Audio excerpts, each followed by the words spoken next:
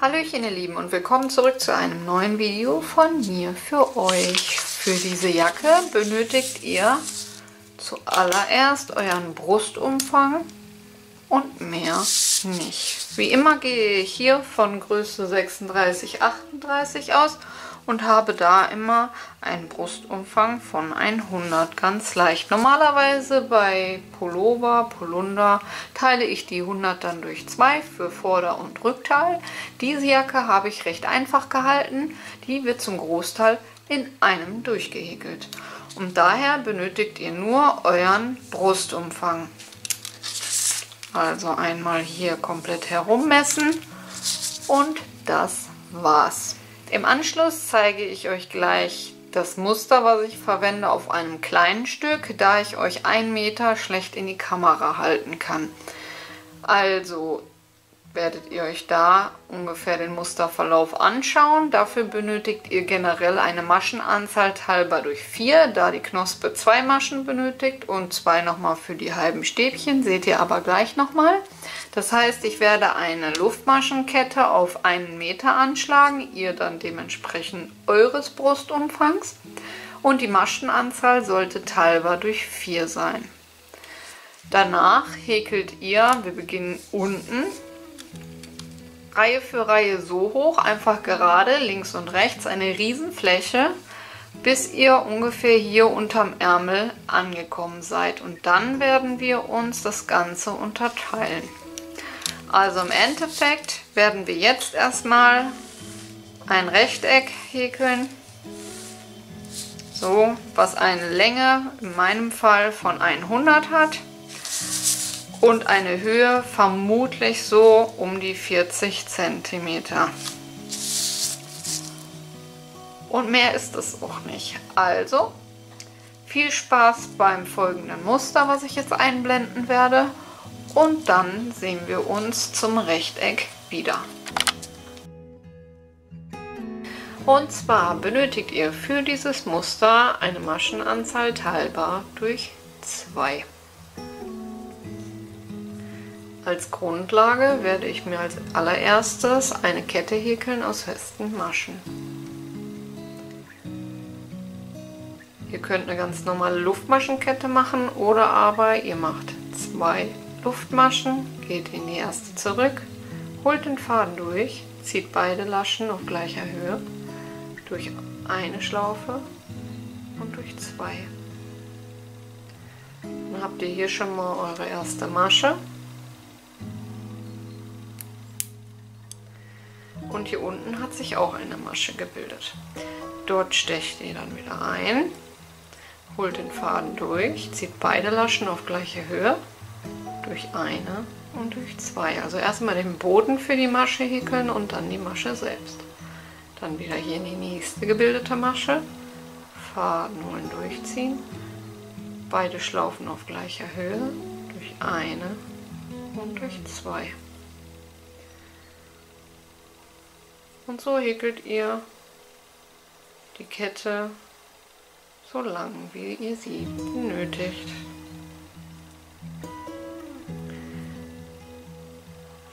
Ich werde euch, um das Muster euch rüberzubringen, 12 Maschen häkeln. Uiuiui, da kommen Schlaufen.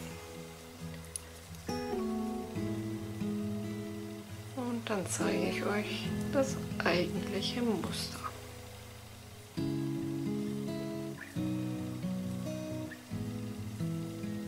2, 4, 6, 8, 9.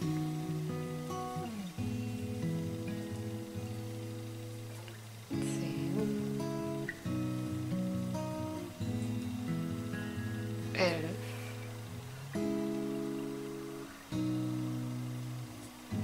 Und 12. Dann fangen wir an, indem wir 2 Wendeluftmaschen häkeln, einen Umschlag, die erste Masche freilassen und in die zweite einstechen. So, das noch ein bisschen ran. Also 2 Wendeluftmaschen. Die erste freilassen, einen Umschlag und in die zweite einstechen. Faden holen, durchziehen, hochziehen auf gleiche Höhe wie die 2 Luftmaschen, noch ein Umschlag, gleiche Masche einstechen, hochziehen und einen dritten Umschlag, einstechen, Faden holen, hochziehen. Nun holt ihr den Faden durch, alle Laschen hindurch. Dadurch bildet sich hier schon die erste Masche, und zwar die für die freigelassene Masche. Und dann müsst ihr das Ganze noch mit einer Masche schließen und somit habt ihr 2. Dann mache ich einen Umschlag und häkel in die nächsten beiden Maschen jeweils ein halbes Stäbchen. Also hier lasse ich keine Masche frei. Dann wieder einen Umschlag, eine Masche freilassen für die Knospe, einstechen, Faden holen, hochziehen, einstechen, Faden holen, hochziehen und einen Umschlag, einstechen, hochziehen. Dann ziehen wir wieder den Faden durch alle Laschen hindurch und bilden somit die erste Masche für die freigelassene und schließen das Ganze mit einer Masche mehr. Und direkt im Anschluss wieder in die nächste Masche ein halbes Stäbchen und in die nächste Masche ein halbes Stäbchen. Jetzt wieder ein Umschlag, eine Masche freilassen, einstechen, Faden holen, hochziehen, einen Umschlag, einstechen, Faden holen, hochziehen und wieder einen Umschlag, einstechen, Faden holen, hochziehen. Ihr könnt das Ganze auch natürlich mit 4 Umschlägen machen oder mit 5, je nachdem wie dick die Knospe werden soll. Und zum Schluss der Reihe häkle ich wieder 2 halbe Stäbchen.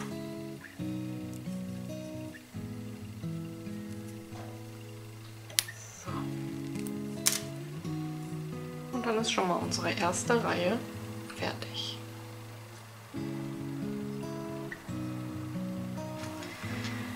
Reihe 2, 2 Wände Luftmaschen. Nun versetze ich das Muster, indem ich hier über die 2 halben Stäbchen diesmal die Knospe setze und über die Knospe der Vorreihe die halben Stäbchen setze. Auch hier beginne ich wieder, indem ich die erste Masche freilasse, einen Umschlag in die zweite Masche einsteche, Faden hole, hochziehe, einen Umschlag, gleiche Masche, Faden holen, hochziehen und noch einen Umschlag, einstechen, Faden holen, hochziehen. Danach den Faden durch alle komplett hindurch. Dadurch haben wir hier schon wieder unsere erste Masche. So. Und dann nochmal eine Masche, um das Ganze zu schließen. Direkt im Anschluss hier in die nächste Masche ein halbes Stäbchen. Und in die nächste ein halbes Stäbchen, einen Umschlag, eine Masche freilassen, in die nächste, Faden holen, hochziehen, einen Umschlag, Faden holen, hochziehen und nochmal einen Umschlag, Faden holen, hochziehen. Den Faden durch alle Laschen hindurch für die erste Masche. Das ist die, die wir wieder freigelassen haben, und die Knospe mit einer Masche schließen. Direkt wieder am Anschluss die 2 halben Stäbchen je Masche.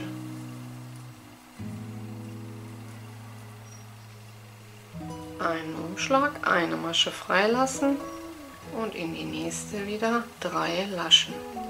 Faden holen, hochziehen, Umschlag, Faden holen, hochziehen. Und Umschlag, Faden holen, hochziehen. Durch alle Laschen hindurch für die erste Masche, die wir hier freigelassen haben, und eine zum Schließen. Und hier häkle ich dann wieder in die letzten beiden Maschen die halben Stäbchen.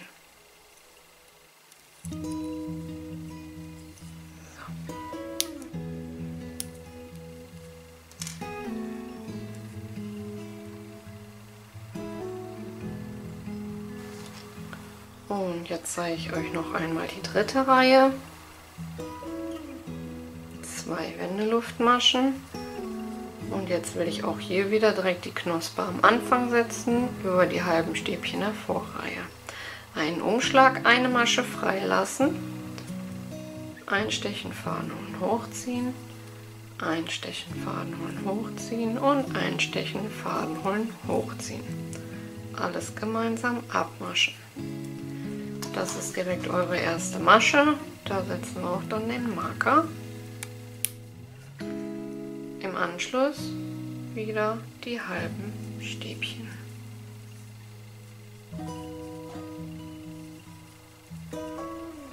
So. Und jetzt wieder eine Knospe. Ihr könnt im Übrigen auch die Knospe in die erste Masche häkeln und dafür die zweite freilassen. Das Prinzip ist das gleiche.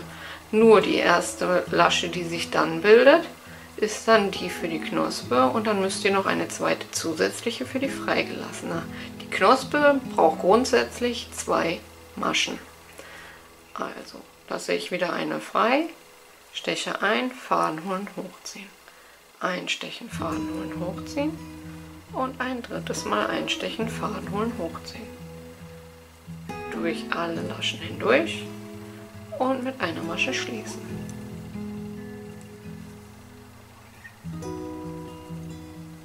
Und wie ihr seht, ist das Muster gar nicht so schwer. Sieht aber richtig schick aus. Eine freilassen.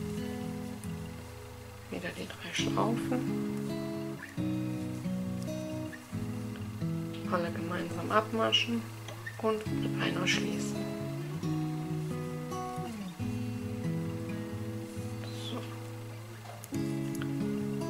Und das Muster ist sehr gut geeignet für Pullover, für Schals. Das kann man eigentlich für alles Mögliche nutzen, da es halt jetzt nicht zu luftig ist, aber auch nicht zu fest gehäkelt. Das ist ein schönes, simples Muster. Ich hoffe, ihr seid gut mitgekommen. Falls euch das Ganze zu schnell ist, unten am Bildschirmrand ist ein Zahnrad. Da könnt ihr auch die Sequenzen etwas langsamer stellen. Nach 52 Reihen und ca. 45 cm Höhe sieht das Ganze jetzt so aus. Ich bin jetzt bei oder kurz vor der letzten Farbpartie. Daher höre ich jetzt hier auf. So. Und teile mir die beiden Vorderteile, das Rückteil ein. Dafür habe ich, Moment, 2, 4, 6, 8, 10, 12, 14, 16, 18, 20, 22, 24, 26, 32, 34, 36, 38, 40, 42, 44, 46, 58, 52, 54, 56, 58 Maschen links und 58 Maschen rechts abgezählt und mir hier die Marker gesetzt. Da ich noch nicht ganz bei der vollen Farbe bin, habe ich den Faden jetzt hier abgeschnitten und beginne erstmal in der Mitte, damit, wenn ich den vollen Farbverlauf erreicht habe, damit die Seiten machen kann. Ich beginne auch hier wieder, wo der Marker ist, also in der Masche des Markers.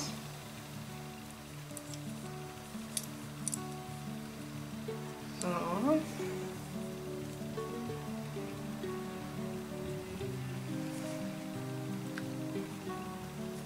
Und orientiere mich wieder an dem Musterverlauf. Hier hatte ich dann jetzt eine Knospe, also mache ich noch mal ein halbes Stäbchen. Dann mache ich jetzt hier wieder eine Knospe.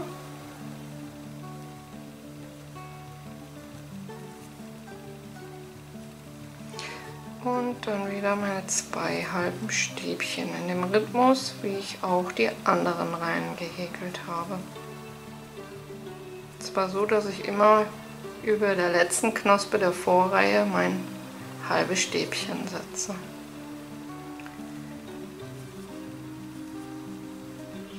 So.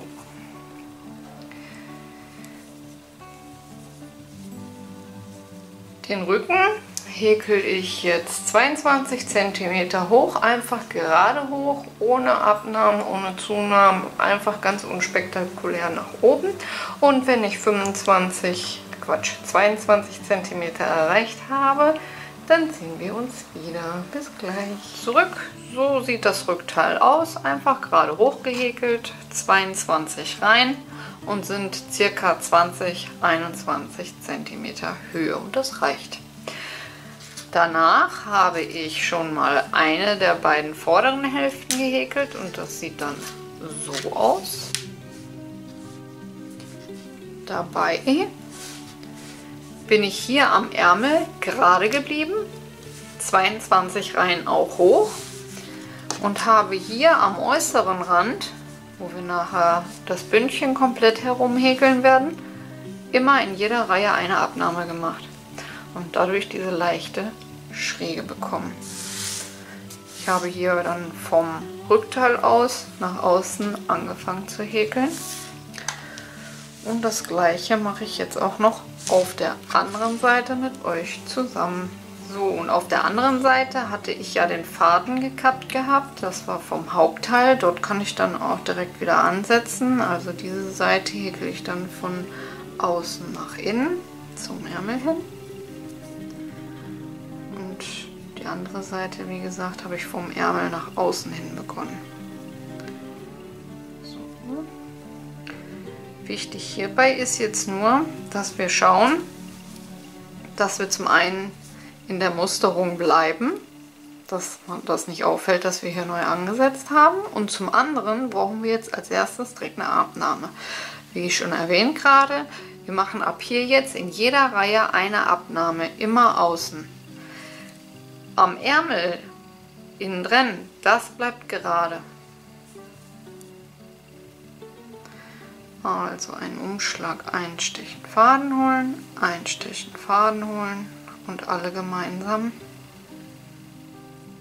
abmaschen. Dann am besten hier wieder den Marker setzen. Bei Abnahmen ist es sowieso besser, immer einen Marker zu setzen, da sich die Maschen verdrehen könnten. Dann haben wir jetzt hier die Knospe, also werde ich hier ganz normal noch weiter mit halben Stäbchen arbeiten. Und ab hier dann den Musterverlauf beginnen, also eine freilassen, eine Knospe,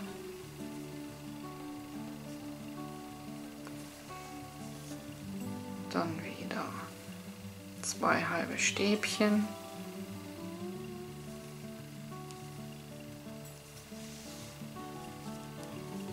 eine freilassen, eine Knospe.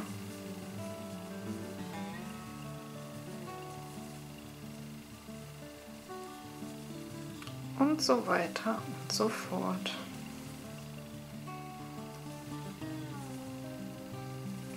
Und das jetzt erstmal bis zum Rückteil.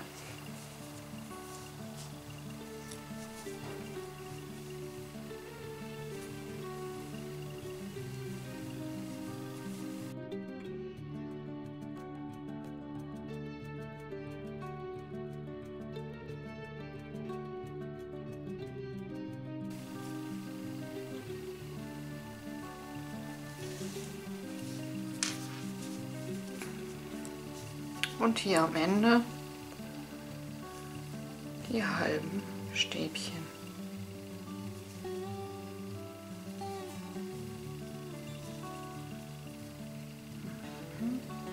Mache ich hier noch ein drittes rein. Dann kann ich mit 2 Wendeluftmaschen direkt beginnen. Drehen, eine Masche freilassen und hier dann, Moment, Quatsch, was erzähle ich da? Hier direkt mit dem Knospe beginnen.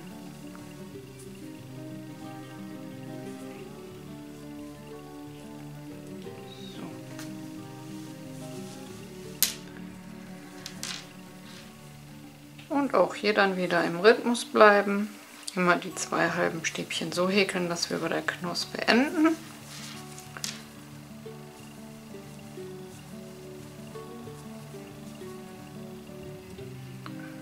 Und mehr ist das auch nicht. Und am Ende der Reihe zeige ich euch nochmal eine Abnahme. Hier komme ich jetzt so aus, dass ich genau 2 Maschen übrig habe und diese häkel ich dann zusammen. Ganz normal. So. Dann wieder 2 Wendeluftmaschen. Auch hier wieder die erste und die zweite direkt zusammen häkeln. Also eine Abnahme. Einen Marker setzen. Und nun schau dir, dass sie auch hier wieder im Rhythmus bleibt. Hier kann ich genau jetzt eine freilassen und in die zweite eine Knospe häkeln und habe wieder den Rhythmus der Musterreihen.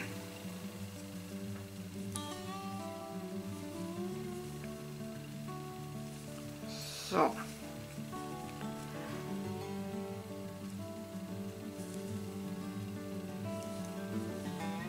Und das ist auch schon der ganze Spuk. Mehr ist das nicht, eigentlich total einfach. Ihr müsst einfach nur darauf achten, wo die Knospen eigentlich sitzen.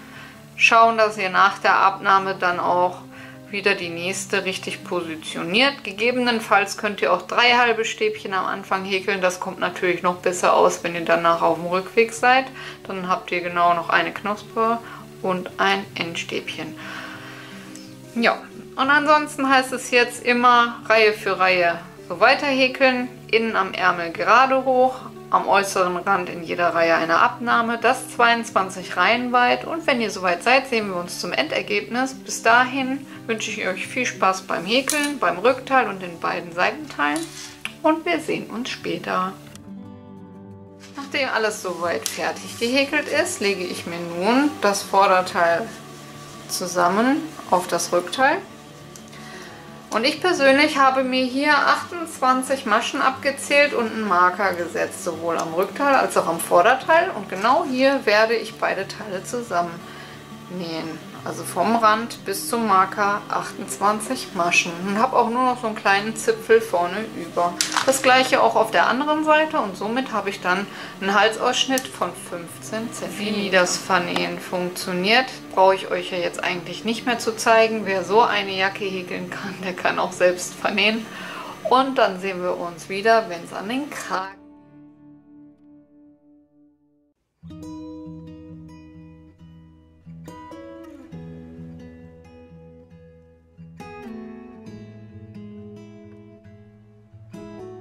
Endspurt. Willkommen zurück. Jetzt ist der Punkt, wo ihr am besten die Weste einmal anzieht, weil noch ist es ja eine Weste. Und schaut, wie viel Rand braucht ihr ungefähr. Es kann natürlich sein, dass die euch super passt, weil ihr sagt, ihr befestigt sie nur mit einem schönen Jackenclip. Es kann aber auch sein, dass der ein oder andere sagt, ich möchte einen Knopf dran haben, Reißverschluss, wie auch immer. Das heißt, den Rand, den wir jetzt häkeln, wenn die Jacke perfekt ist, braucht ihr eigentlich nur noch einen dünnen Rand dran machen. Wenn ihr auf jeden Fall noch ein Stück braucht, dann könnt ihr euch jetzt auch suchen, ob ihr natürlich mit Reliefstäbchen ein Bündchen macht oder aber auch mit diesem Muster weiter fortführt.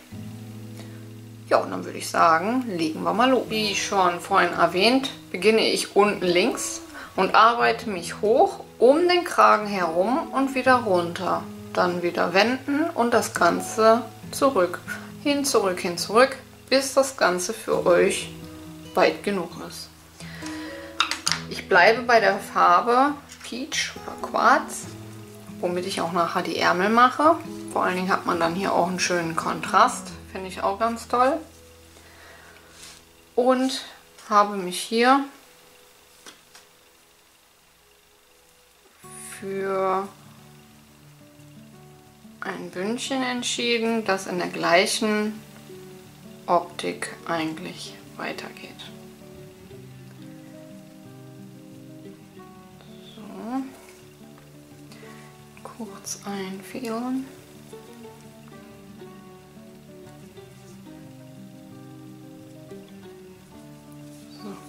Jetzt haben wir hier immer die Schlaufen, wie ihr seht. Und dann werde ich hier, wo die größeren Löcher sind, jetzt immer die 2 halben Stäbchen reinhäkeln. Und hier, wo es dann etwas enger wird, mache ich dann meine erste Knospe.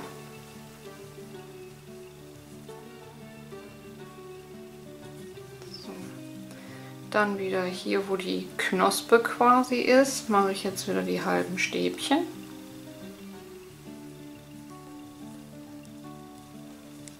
Und hier in der Reihe, wo die halben Stäbchen sind, mache ich jetzt wieder die Knospe.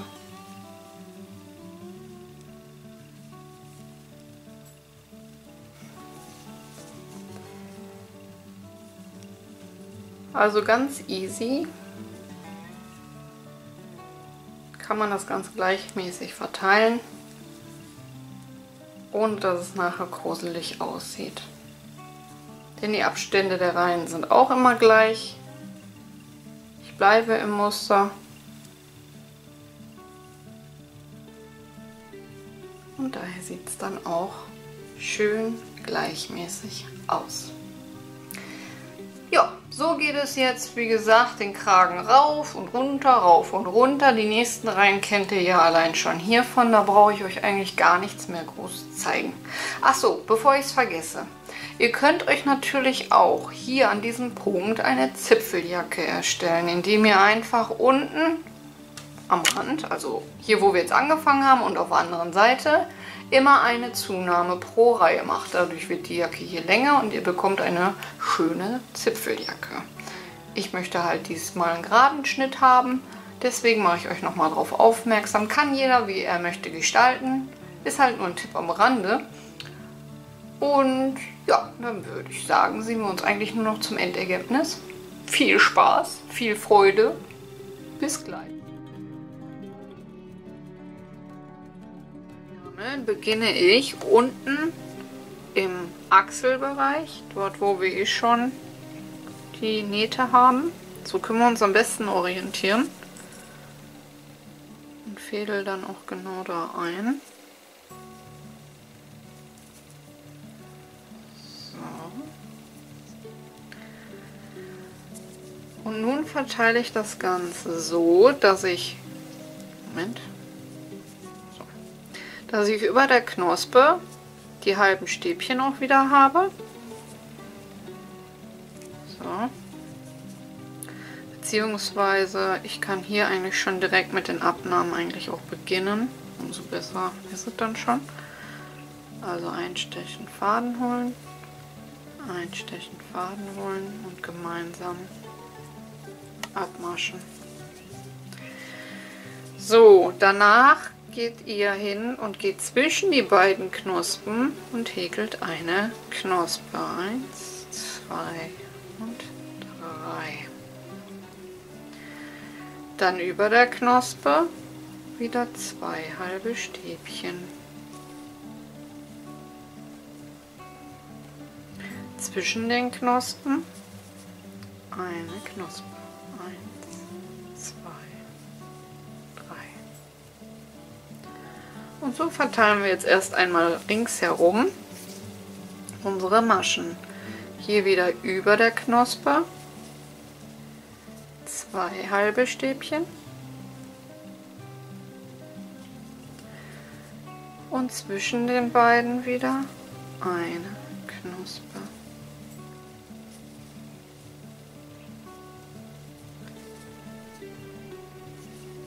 So. Und so verteilen wir jetzt das Ganze einmal ringsherum und dann sehen wir uns wieder, wenn ich auf der anderen Seite angekommen bin. Und am Ende der Reihe müsst ihr aufpassen, dass ihr hier nicht zu viel häkelt. Also hier hätte ich jetzt einen Maschenmarkierer für euch besser setzen sollen. Zieht das Ganze hoch und schaut, dass da nicht zu viel zwischengesetzt wird, noch eine Masche mehr als sonst, weil sonst hätte man sich hier die Abnahme sparen können. Und dann schließt ihr einfach mit einer Kettmasche. 2 Wände Luftmaschen, drehen, auch wieder ganz wichtig, damit die Naht unterm Arm schön in der Mitte bleibt. Direkt hier unten, wo die Masche rauskommt, auch wenn es ein bisschen zu eng ist, einstechen, Faden holen und in die Knospe einstechen, Faden holen, gemeinsam abmaschen. Das ist dann die Abnahme in diese Richtung.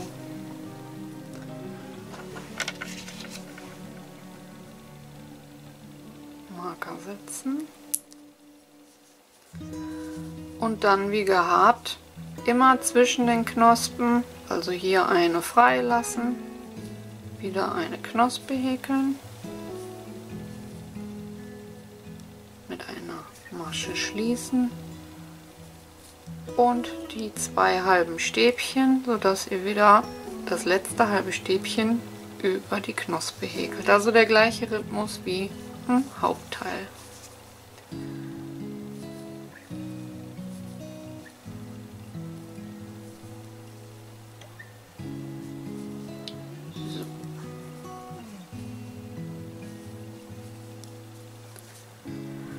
Und diese Abnahmen macht ihr jetzt einfach 20 Reihen lang.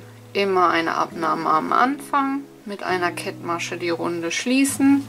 Zieht euch das hier mal gerade, damit ihr nicht falsch schließt und noch hier womöglich wieder was zwischenhäkelt. Immer die Richtung wechseln, auch ganz wichtig, damit die Naht in der Mitte bleibt. Und dann zeige ich euch schon mal den fertigen Ärmel. So, hier unterm Arm hatte ich angefangen. Und wie ihr seht, ist die Naht kaum sichtbar und vor allen Dingen schön in der Mitte. Machen wir das Ganze rein. So, mittig. Dadurch, dass ich dann 20 Reihen lang abgenommen habe, das wird ungefähr, sage ich jetzt mal, bis hier sein, hat der Arm dann für mich die perfekte Breite. Schaut selber, richtet euch jetzt nicht nach den 20 Reihen, weil es kann auch sein, dass es für den einen oder anderen dann zu eng wird. Womöglich könnt ihr da schon nach 10 Reihen oder nach 15 Reihen aufhören. Und danach, wenn der Arm breit genug ist für euch, einfach nur noch geradeaus.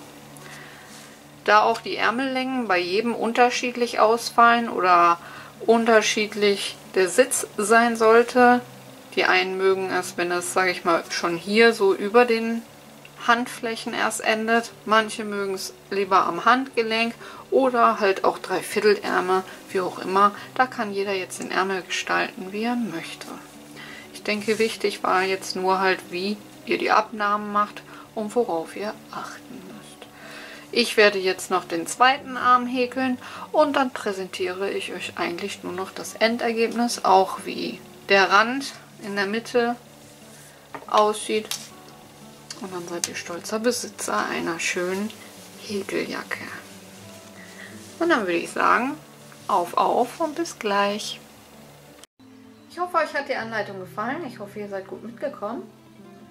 Lasst mir doch bitte eine Bewertung da, ich würde mich sehr freuen. Wenn ihr meinen Kanal noch nicht abonniert habt, könnt ihr dies kostenlos tun. Ich wünsche euch viel Spaß mit dieser Anleitung und bis zum nächsten Mal. Ciao!